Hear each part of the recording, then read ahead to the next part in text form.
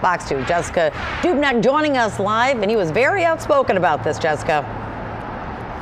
He was mad today. I think the word he used was mystified by this. And I understand it makes total sense because census numbers, they equate to federal money. And when they're undercounted, like the mayor claims, you miss out on those federal funds.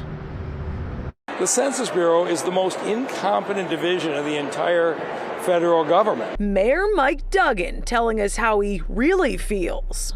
Who runs a ship like that? Even calling the US Census Bureau a, quote, complete national clown show in a Thursday tweet.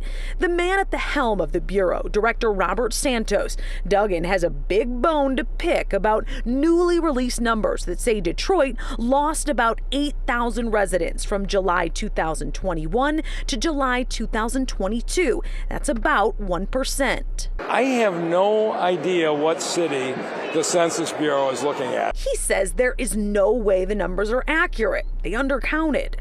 You've got DTE saying there's been 5,000 more houses in Detroit that have electricity and gas. The Postal Service says we're delivering mail to 6,000 more houses. The census estimates Detroit's population stands at 620,376, ranking us the 29th largest city in the country. Used to be the 5th in 1950.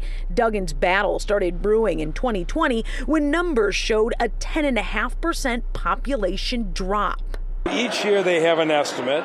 They're supposed to give you the formula they use for the estimate. Last year they refused to give it to us even though we sued. This year they have agreed they will give it to us. Okay, so why do we care? Well, federal dollars are tied to census numbers for food stamps and Medicaid. Each person missed, the city loses about $5,000 in funding.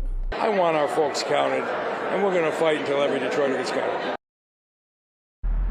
The head of the census, Robert Santos, did admit after the 2020 census that communities of color were undercounted. Here in Detroit, it was about 20,000 less than what it should be. But the problem is that number won't be corrected until the next census in 2030. Reporting live, Jessica Dubnak, Fox 2 News. And Jessica, we know COVID played a role in that as well. But with what the mayor said, did the Census Bureau have anything to say about it in response?